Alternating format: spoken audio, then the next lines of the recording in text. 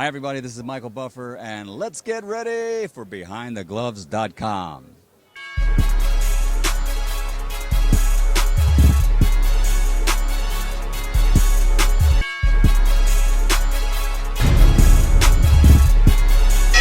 Just a dude that's in a suit trying to look good for y'all. I own 8 cribs. I started my own real estate company called Kid Chocolate Properties. My best friend running the business, and my brother's working as a real estate agent with me. We buying cribs, we fixing them up.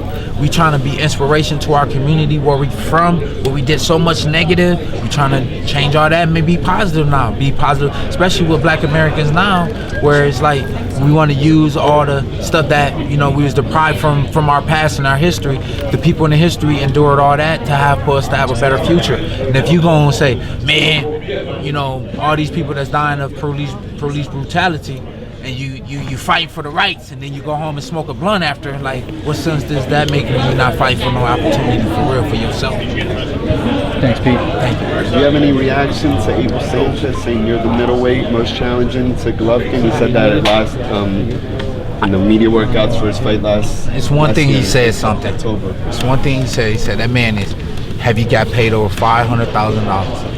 That's a shame, because guess what? I'm not worrying about how much Golovkin is making. When it's time to fight him, just give me what I want. That's all.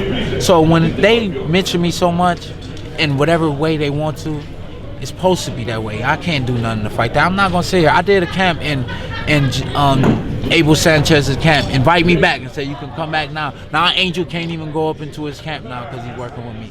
Doesn't matter, man. You know what I'm saying? Like what I'm doing. You know what I'm saying? I'm being compared to a guy who, what did Golovkin get? What kind of medal did he get? A bronze or something? Silver? We don't know. He got a medal. Silver. You know what I got? I got a criminal record. You know what I'm saying? So when it comes to what I've done, it's a criminal record more than an Olympic record. You know what I'm saying? So they comparing me to a guy that got an Olympic record was the Olympic standout, and I was just the star in my own hood. That's where it started at.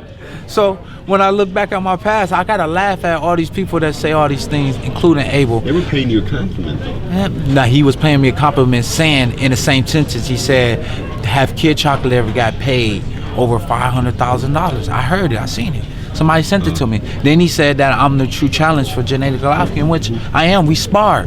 And I can say one thing about Golovkin. Is he shitty? No, he's a good fighter. But these type of fights come with a cost and come with a price. And when it happens, it happens. I'm not running scared from him. They had before it said he ran me out the gym.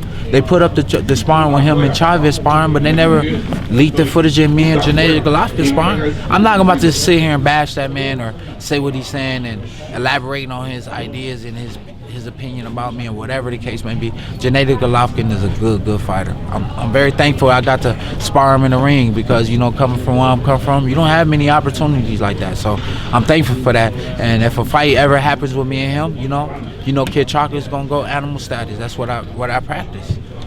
Peter, who do you think's gonna win the Andy Lee Saunders fight and why? Well, I know if I ever get my hair cut by your barber, he gonna win.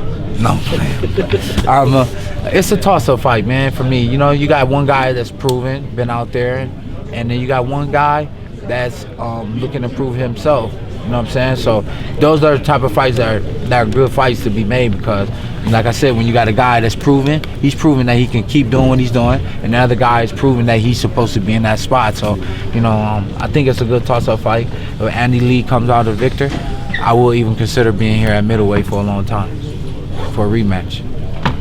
All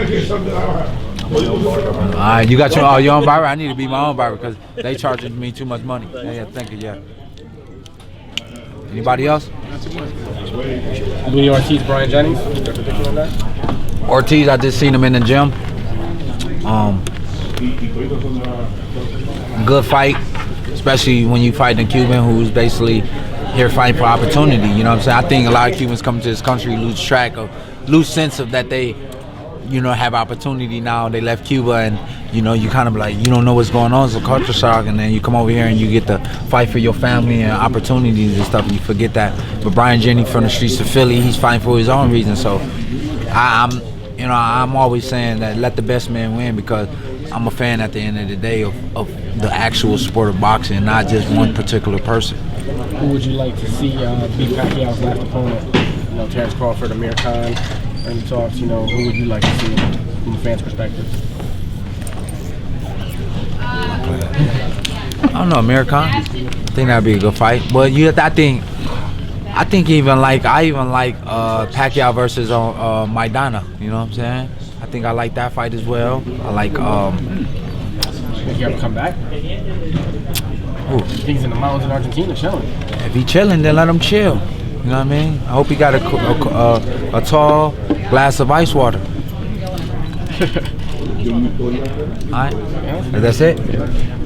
Thank you. Fight fans, if you guys haven't already done so, make sure you download the Behind the Gloves app. It's free, and it features really cool stuff like a fight calendar that reminds you of all the upcoming fights, and it allows for you to, with one click, to remind yourself directly to your phone. And it also features 24/7 breaking news that's going on in boxing. So make sure you guys go ahead and do that and subscribe to this channel.